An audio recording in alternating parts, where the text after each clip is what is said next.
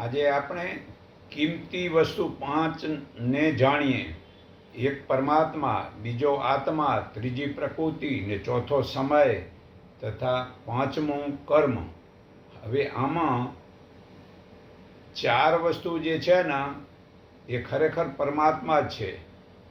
બાકી પાંચમું કર્મ એ પરમાત્મા નથી.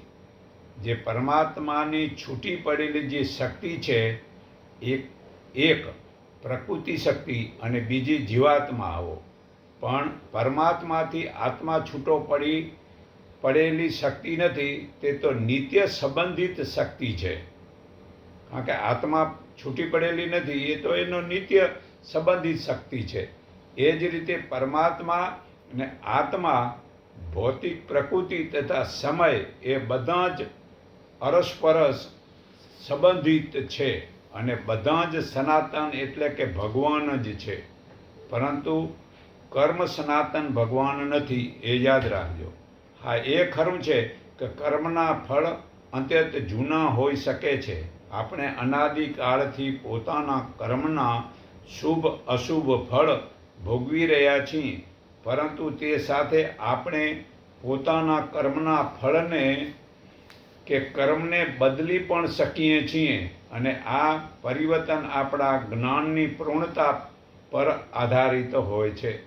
તો હવે આપણે પરમાત્મા વિશે જાણીએ.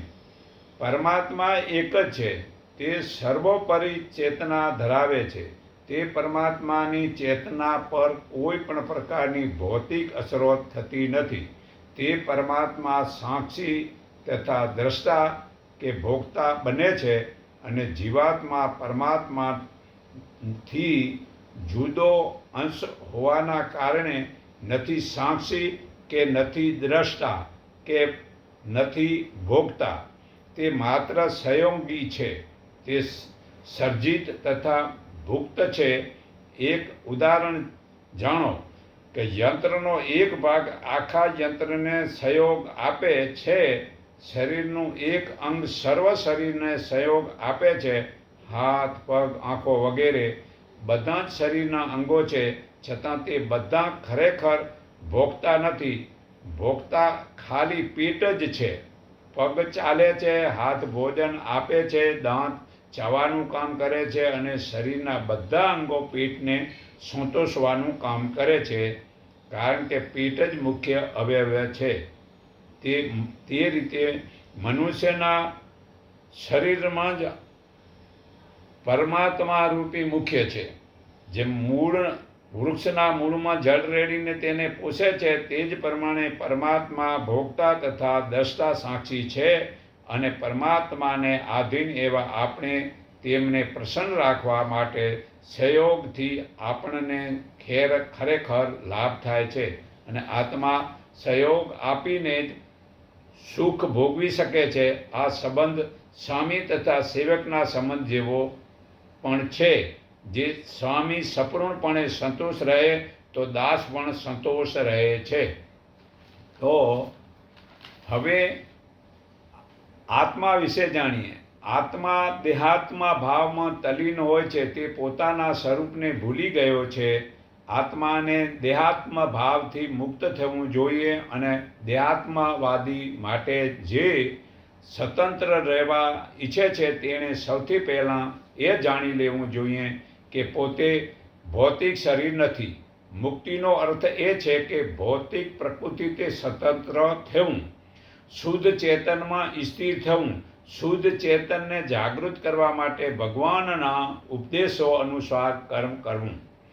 શુદ્ધ ચેતનનો આ જ સંપૂર્ણ સાર છે. માટે સનાતન ધર્મ કોઈ ધર્મના સંપ્રદાયને માનતો નથી અને માનવાની જરૂર નથી. એ તો સનાતન પરમાત્મા સાથે સંબંધ હોય છે, સંપ્રદાય સાથે નહીં. જેને આદિ કે અંત નથી. અને સંપ્રદાયનો તો આ અંત આવી જાય છે. કોઈ સંપ્રદાય લાંબો ગાળો રહેતી નથી. જેમનો સંબંધ કોઈ પણ સંપ્રદાય સાથે શ્રદ્ધા હશે તેઓ સનાતન ધર્મને પણ સંપ્રદાય માનવાની ભૂલ કરશે. ભાઈઓ, એવી ભૂલ ન કરો. સનાતન તો નિરાકાર પ્રભુ છે અને સંપ્રદાય કંઈ પ્રભુ હોય. પરંતુ ઊંડાણથી વિચારશું તો આપણે જોઈ શકીશું કે સનાતન ધર્મ સર્વ વિશ્વના લોકોને ધર્મ છે. સનાતન ધર્મ સિવાયના ધર્મ સંપ્રદાયને કોઈ ન હોઈ શકે. આત્માનો જન્મ નથી, મૃત્યુ નથી. ગીતા અધ્યાય 2:24 કેમ કે આ આત્મા નિત્ય સર્વવ્યાપક સ્થિર રહેનાર અને અચળ તથા સનાતન છે. આમ છતાં તું આ ધર્મવાળું યુદ્ધ નહીં કરે તો તારા સધર્મનો નાશ થશે તથા તને કર્તવ્ય પાલન ન કરવાનું પાપ લાગશે. ગીતા અધ્યાય 2:33 પુરાવો છે. સુખ દુઃખને, લાભ અલાભને તથા જય પરાજયને સમાન સમજીને યુદ્ધ કરવાથી તને પાપ નહીં લાગે. આ ગીતા અધ્યાય 2:29 પુરાવો છે. તો આ જ્ઞાન તને સાંખ્ય વિશેનું કહ્યું. અર્જુન, હવે નિષ્કામ કર્મ વિશેનું આ જ્ઞાન સાંભળ. જે જ્ઞાનવાળો થઈ હે પાર્થ, તું કર્મનું બંધનને તોડી શકીશ. ગીતા અધ્યાય 2:39 પુરાવો છે. તો આ કર્મમાં આરંભનો કોઈ નાશ નથી અને વિપરીત પરિણામ પણ આવતું નથી. આ ધર્મનું અતિ થોડુંક પાલન કરવાથી મનુષ્ય જન્મ મરણના ફેરા મોટા ભયથી છૂટે છે. ગીતા અધ્યાય 2:40 પુરાવો છે. તો હે પાર્થ, કદી તૃપ્ત ન કરી શકાય એવો આ કામ સ્ત્રી સંગ નિત્યનો દુશ્મન છે. જ્ઞાનીઓનું જ્ઞાન એનાથી ઢંકાયેલું રહે છે. આ ગીતા અધ્યાય 3:39 પુરાવો છે. તો હવે પ્રકૃતિ વિશે આપણે જાણીએ. ત્રીજું, પ્રકૃતિ મૂળ પ્રકૃતિ સત્વગુણ, રજોગુણ, તમોગુણ આ 3 ગુણોવાળી માયા છે. બુદ્ધિ, અહંકાર, ઇન્દ્રિયોના 5 વિષયો, શબ્દ, સ્પર્શ, રૂપ, રસ અને ગંધ એને ઝેર સમાન છોડી દો. ઝેર સમજીને છોડી દો. 5 મહાભૂતો પૃથ્વી, જળ, અગ્નિ, વાયુ અને આકાશ આ 10 ઇન્દ્રિયો, 5 જ્ઞાનેન્દ્રિયો કાન, ચામડી, આંખ, જીભ અને નાક, 5 કર્મેન્દ્રિયો વાણી, હાથ, પગ, જન્નેન્દ્રિય અને ગુંદા અને મન આ બધા શરીર માટે 24 તત્વ જરૂરી છે. ગીતા અધ્યાય 13:6 પુરાવો છે. તો પૃથ્વી, જળ, અગ્નિ, વાયુ, આકાશ, મન, બુદ્ધિ અને અહંકાર એમ 8 પ્રકારની પ્રકૃતિ છે. આ પ્રકૃતિ અપરા એટલે જળ છે. પણ હે પાર્થ, આથી બીજી મારી ચેતન પ્રકૃતિ જીવરૂપ તું જાણ કે જેના વડે આ જગત ધારણ થાય છે. આ સર્વભૂત માત્રની ઉત્પત્તિ કારણ આ 2 જ પ્રકૃતિઓ છે એમ તું જાણ. અને આ સર્વ જગતનો ઉત્પાદક તથા સહાયક કરનાર પરમાત્મા જ છે. ગીતા અધ્યાય 7:4-6 પુરાવો છે. શ્રી કૃષ્ણ કહ્યું, નાશ નથી તે શ્રેષ્ઠ તત્વ ભગવાન છે. તેનો સ્વભાવ અધ્યાત્મ કહેવાય છે અને પ્રાણી માત્રને ઉત્પાદન કરનારી ક્રિયા તે કર્મ છે. નાશવંત પદાર્થ આદિ ભૂત છે. આત્મા આદિ દેવ છે. અંતકાળે મારું જે સ્મરણ કરતા શરીર છોડી જાય છે તે ઈશ્વર ભાવ એટલે કે મારા સ્વરૂપને જ પામે છે. એમાં શંકા નથી. ગીતા અધ્યાય 8:3-5 પુરાવો છે. તો અલ્પ બુદ્ધિના લોકો દેવતાઓને જ પાસેથી કૃપા માગે છે અને એવી વસ્તુઓ મેળવે છે કે જે ક્ષણભંગુર નાશ થાય છે, મૃત્યુ પછી છીનવાઈ જાય છે. પરંતુ પરમાત્મા વડે જે મળે તેમાં બધા જ લાભો થાય છે અને મોક્ષ મળે છે, એ છીનવાતી નથી. ગીતા અધ્યાય 7:22-23 પુરાવો છે. તો હવે કાળ વિશે જાણીએ.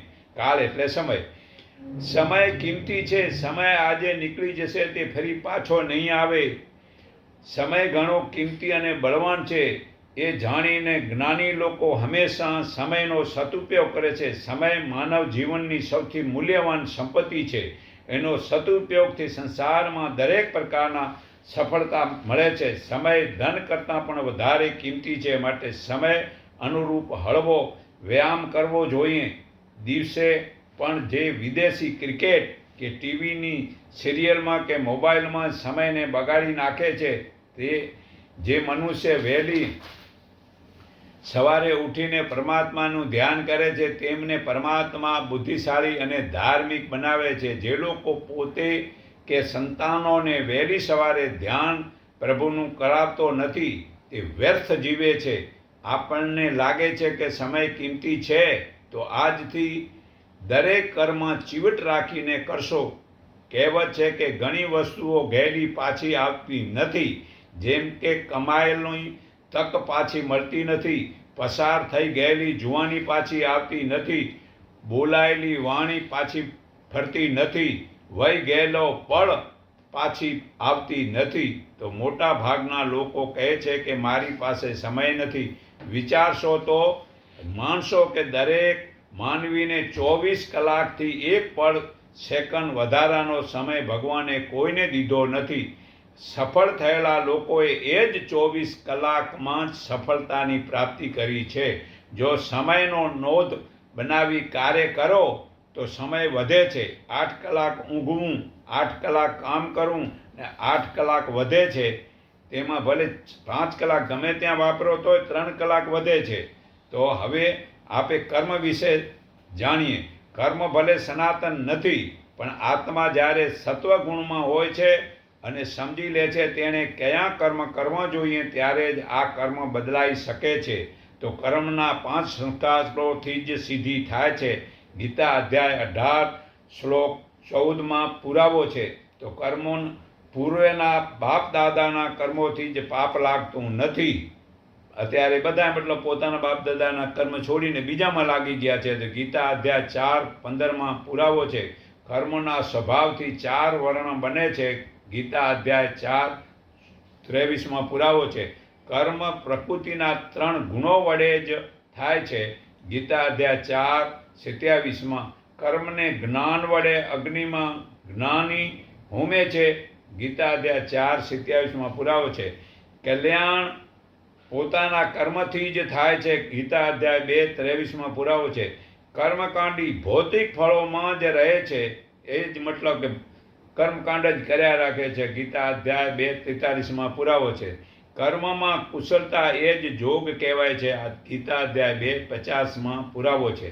કર્મથી મોક્ષ મળે છે, તેમજ જ્ઞાનથી પણ મોક્ષ મળે છે. ગીતા અધ્યાય 3 અને શ્લોક નંબર 3માં પુરાવો છે. કર્મ નહીં કરવાથી શરીર ચાલતું નથી. આ ગીતા અધ્યાય 3 શ્લોક 8માં પુરાવો છે. તો છોકરાને નાનપણમાં પહેલાં કર્મ કરવાનું શીખવાડો, તે જ તેમને સમય ને ધનની કિંમત સમજશે.